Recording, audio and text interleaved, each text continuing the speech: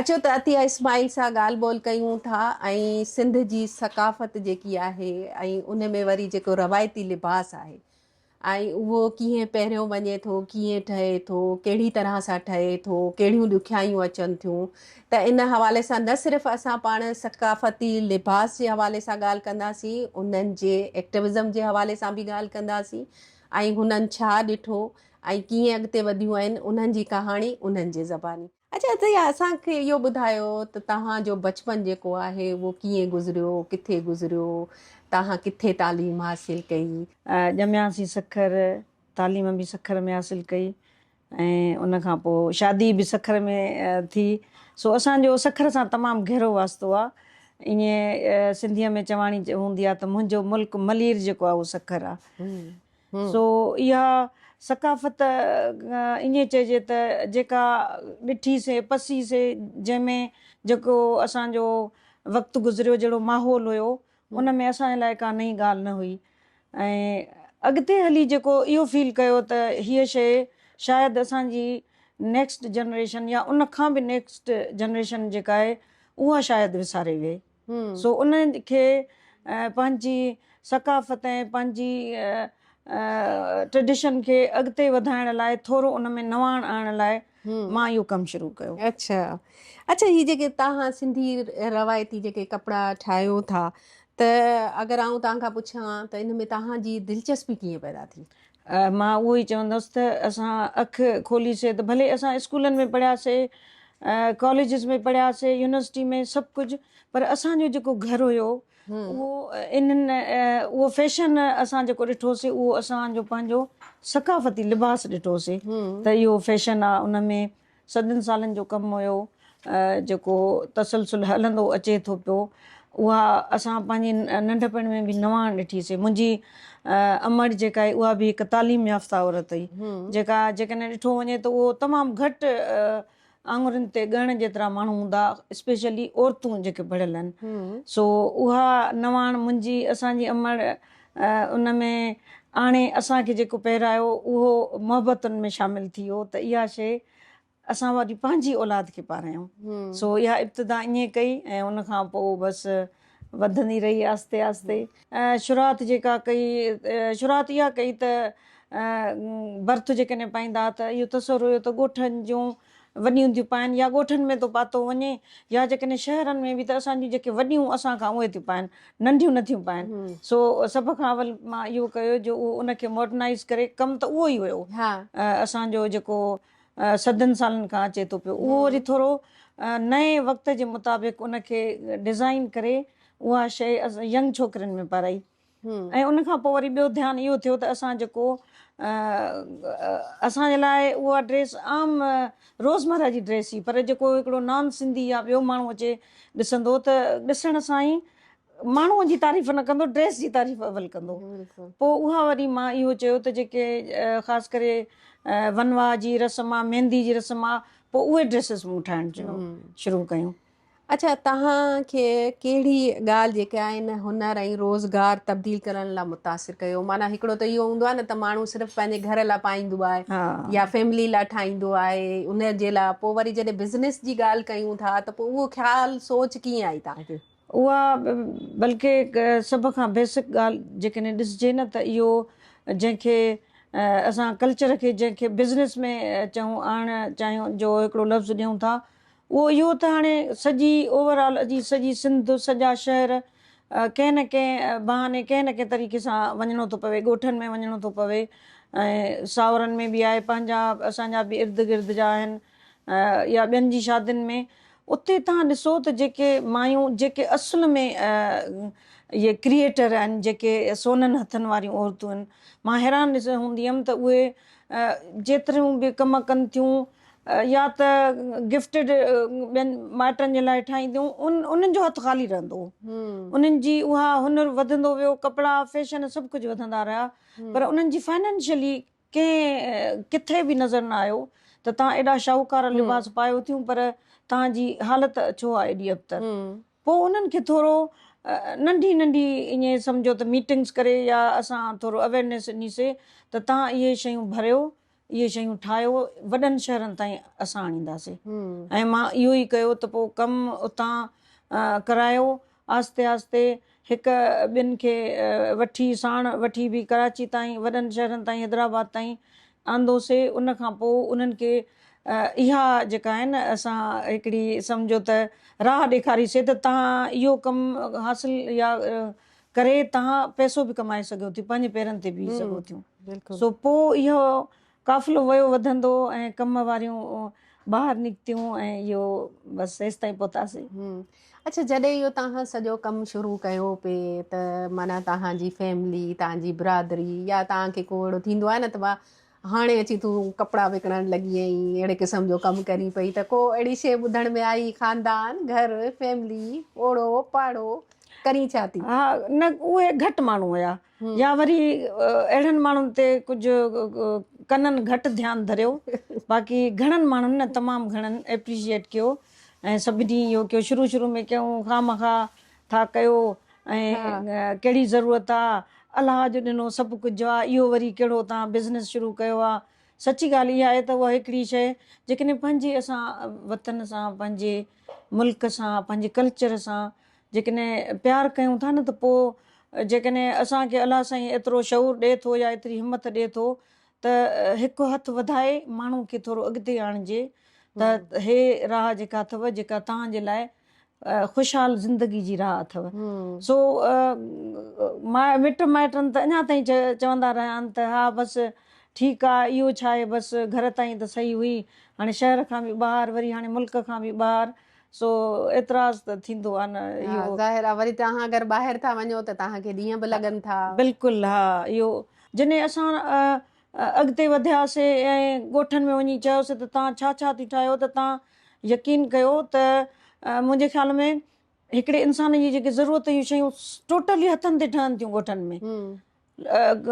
लिबास ठहे थो, बिस्तरा ठहनि था, सभु कुझु ओढ़ण लाइ अजरक, सभु कुझु सॻियूं चोटियूं। ऐं मां हैरान थी हुयमि, बल्कि मां हाणे हिकिड़ी नई शइ शुरू कई आहे त जिन ते माण्हुनि जो ध्यानु ई एॾो न वियो, त असांजूं ॻोठ जूं मायूं गुॾियूं ॾाढियूं सुहिणियूं ठाहींदियूं आहिनि। हैरान थी वेंदो।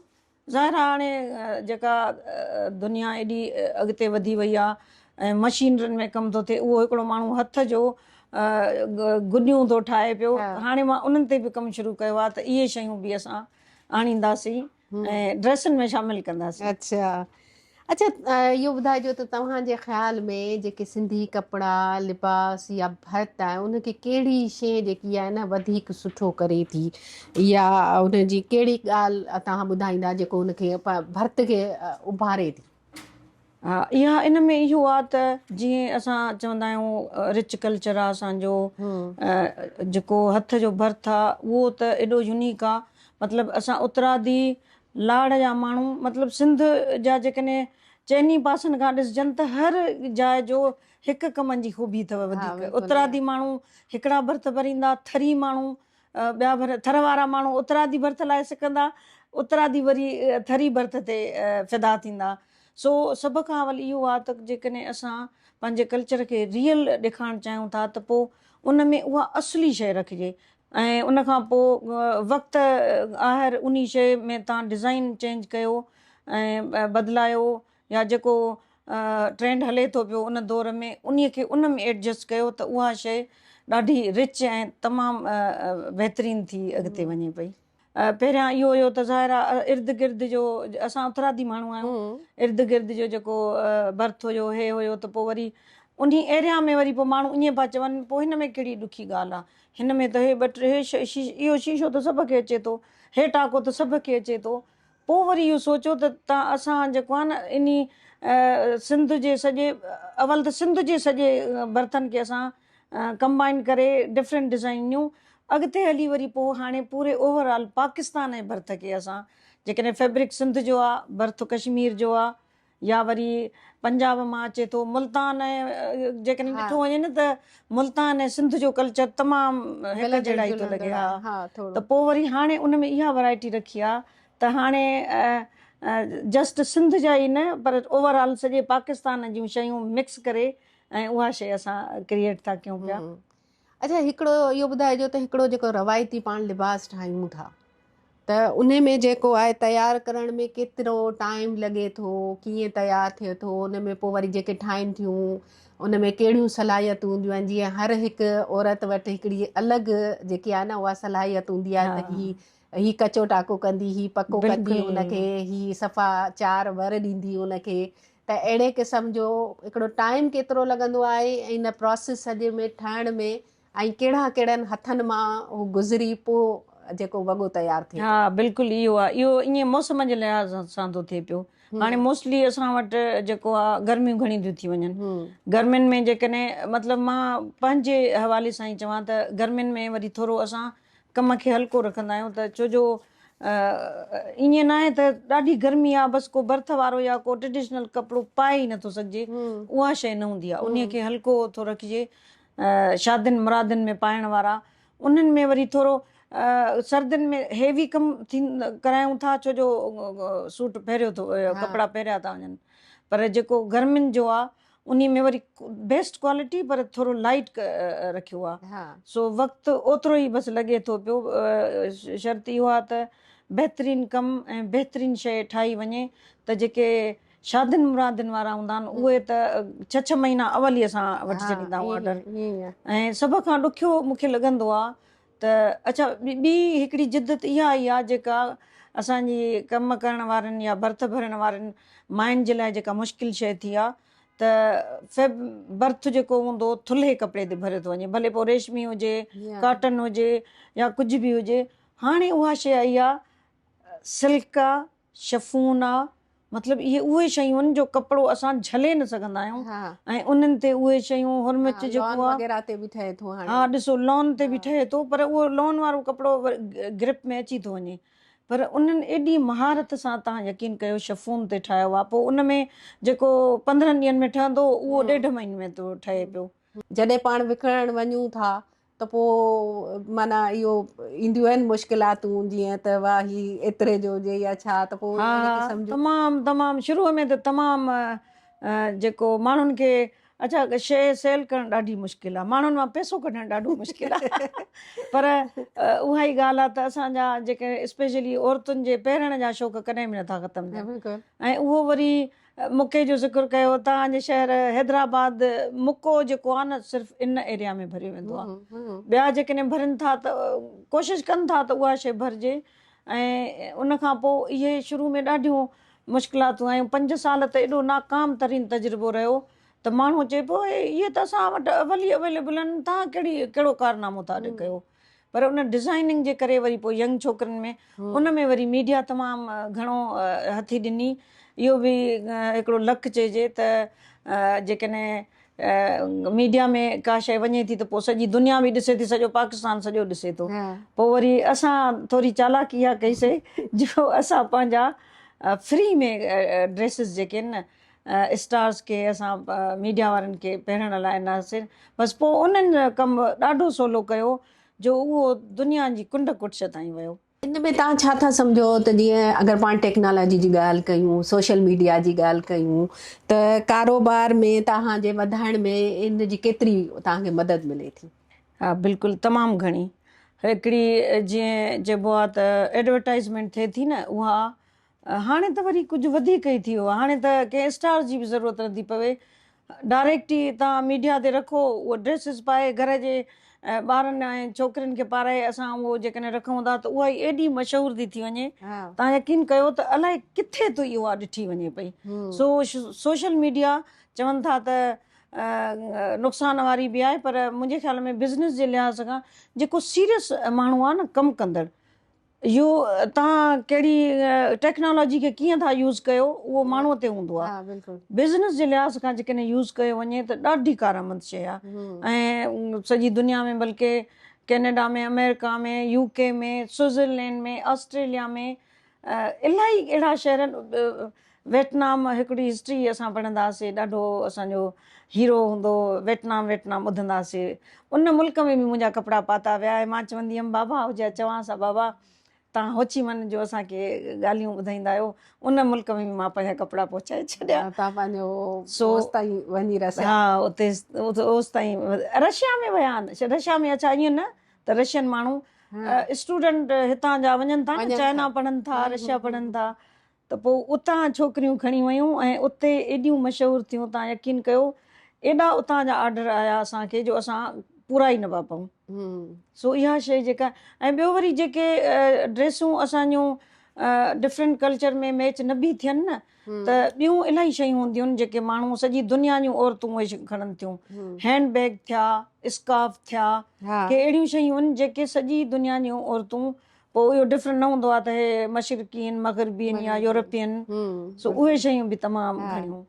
अच्छा, तव्हां छा था सम्झो त जीअं ॻोठाणियूं औरतुनि जो जेको कारोबार शुरू करण में कहिड़ियूं ॾुखियायूं अचनि थियूं? नंढो कारोबार बि अगरि ॻोठ में शुरू कनि थियूं, माना मिडल मैन जी ज़रूरत पेश अचे थी उन्हनि खे, हू पाण एतिरियूं थियनि ऐं उहो कारोबार शुरू कनि, त उहे ॾुखियायूं कहिड़ियूं हूंदियूं? उहो तव्हांखे ॾाढी ख़ुशी थींदी त मिडल मैन खे कॾहिं कॾो को उन्हनि मारे छॾियो आहे, छो जो बेसिक इहा ॻाल्हि वाक़ई इहा हूंदी। कंहिं इलाइक़नि में थींदो हूंदो, जेको मां 100% ॻाल्हि नथी कयां पई, पर मोस्टली जिते जिते असां पहुतासीं उहो उतां सभ खां पहिरियां त उहो मिडल माण्हू मारे छॾियो, छो जो उहे छोकिरियूं ॻोठनि जूं भले मैट्रिक ताईं बि पढ़ियल आहिनि न, उन्हनि खे बि असां चऊं था त, ऐं वरी इहा ई सोशल मीडिया ते पाण ठाहे, पाण उन्हनि जी पिक्चर्स वीडियो कढे, उहो डायरेक्ट ई कमु पाण थी शुरू कनि थियूं। जेको हथ जो हुनर थिए थो, लिबास जे लिहाज़ खां रिलियूं थी थियनि या जेको, मुंहिंजे ख़्याल में को अहिड़ो न आहे जेको मूंखे पाण खे न ईंदो हूंदो। पाण जेकॾहिं माण्हू माहिर आहे न, उहा शइ अॻिते वधी बि सघे थी, उहो बिज़नेस बि हली सघे थी। सो असां त इलाही दफ़ा ईअं नंढनि ॻोठनि मां 6 सखर ताईं आणे असां उन्हनि खे रज़ाकाराना तौर ते असां सिखिया ॾिनीसीं। 2 छोकिरियुनि खे तव्हां सेखारियो त 2 छोकिरियूं 12 खे थी वञी सेखारनि। सो इहा शइ कहिड़ी बि बिज़नेस हुजे उन में महारत हासिल उन माण्हूअ खे पाण खे बि हुजणु खपे, सिर्फ़ु इश्क ऐं उन सां चाह काफ़ी न हूंदो आहे। सो मां इलाहियुनि जी उस्ताद आहियां ऐं इलाही शागिर्दाणियूं आहिनि जिन सच में पंहिंजो कारोबार घर वेठे शुरू कयो आहे। अच्छा, हिते आऊं ॻाल्हि कंदसि त तव्हां जेको आहे औरतुनि जे हक़नि जे लाइ बि सरगर्म आहियो, तव्हांखे कहिड़ी अहिड़ी शइ आहे जंहिं तरगीब ॾिनी इन पासे वञण जी?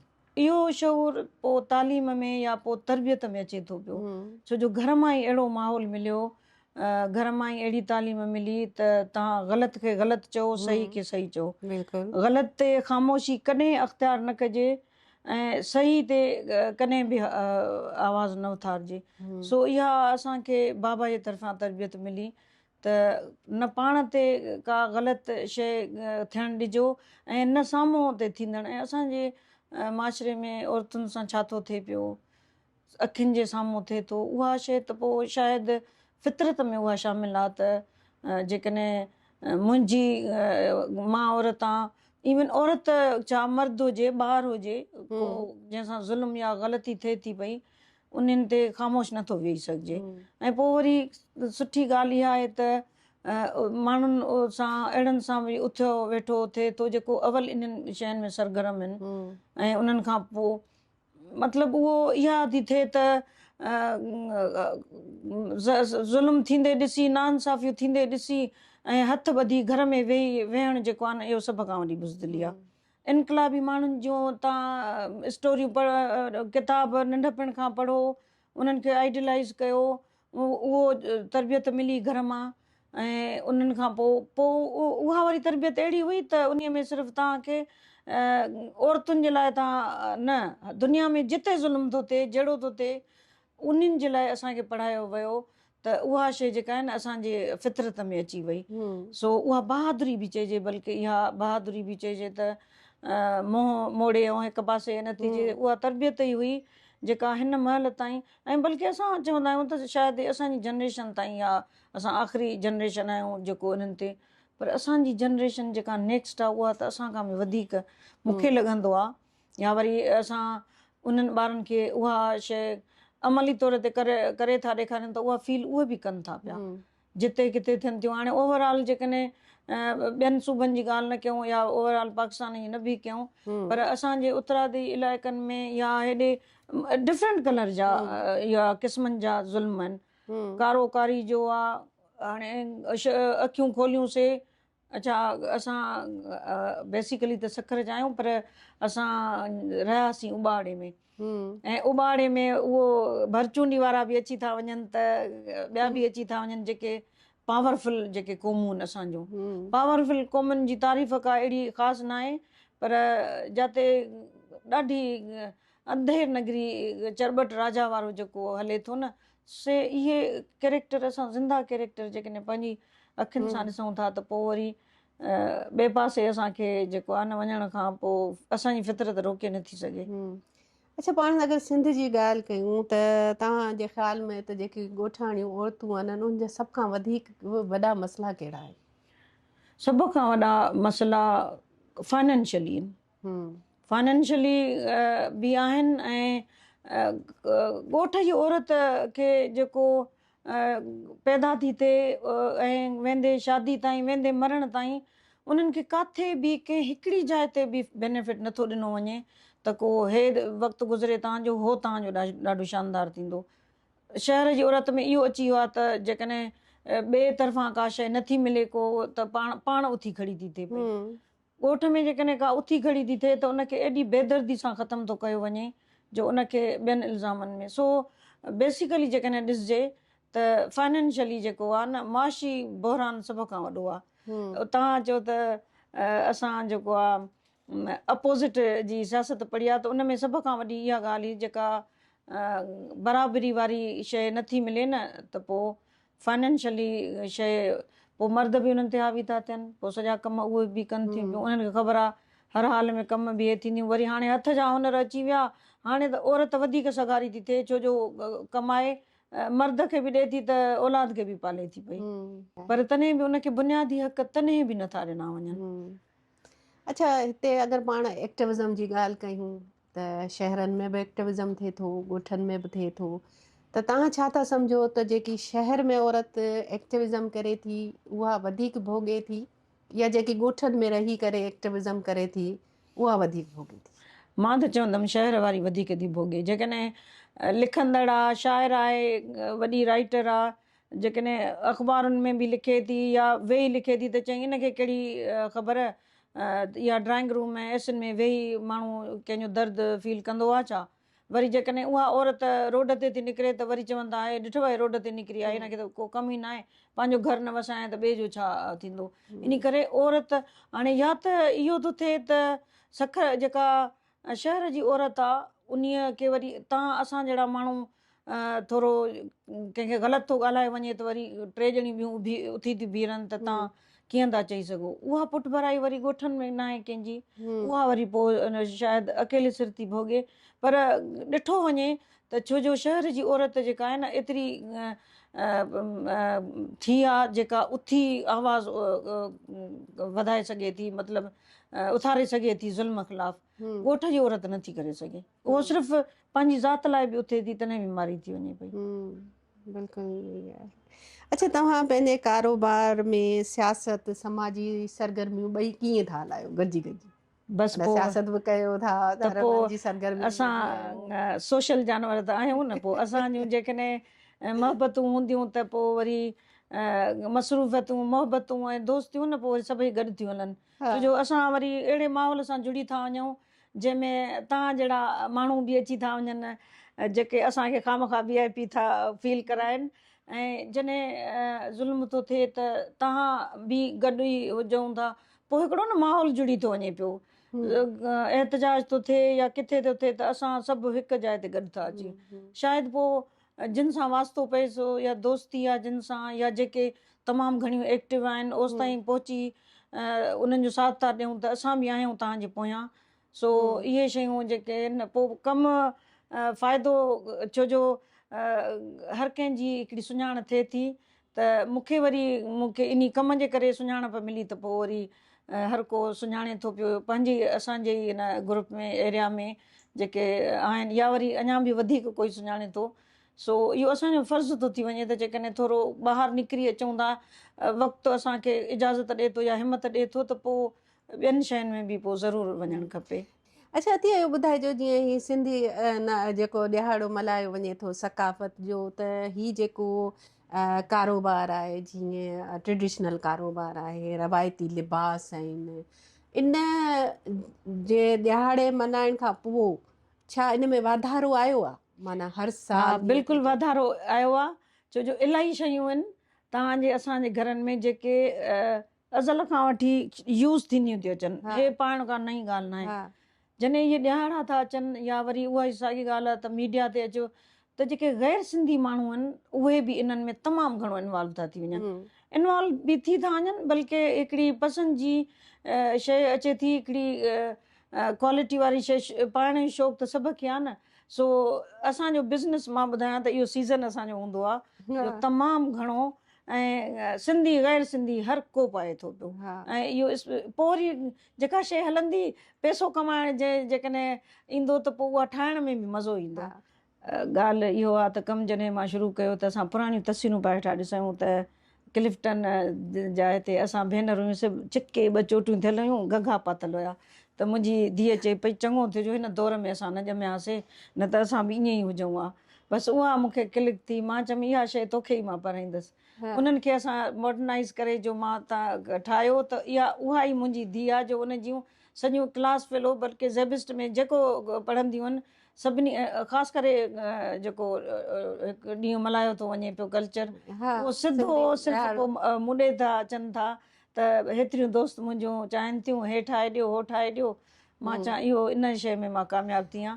ऐं ॿी ॻाल्हि इहा त तव्हां यकीन कयो त कराचीअ जी ॻाल्हि थी कयां पई त हर सिंधी चैनल ते मुंहिंजा ई कपिड़ा पाता वेंदा आहिनि। अच्छा, सिर्फ़ु कपिड़ा न पाता वेंदा आहिनि, जेको सॼो गेट हो स्टूडियो ठाहींदा आहिनि, सजावट आहे उन्हनि में, पोइ रिलियूं पखा पिंडियूं सभु कुझु हितां ई खणी वेंदा आहिनि। ऐं वॾा मेला लॻंदा आहिनि हिते स्टारनि जा जेके, पोइ अचे घुरंदा बि आहिनि। ऐं ॿी ॻाल्हि इहा त पंहिंजी पसंदि जो बि हो डिज़ाइनियूं ॿुधाईंदा आहिनि ऐं उहा बि ठाहे ॾींदा आहियूं असां।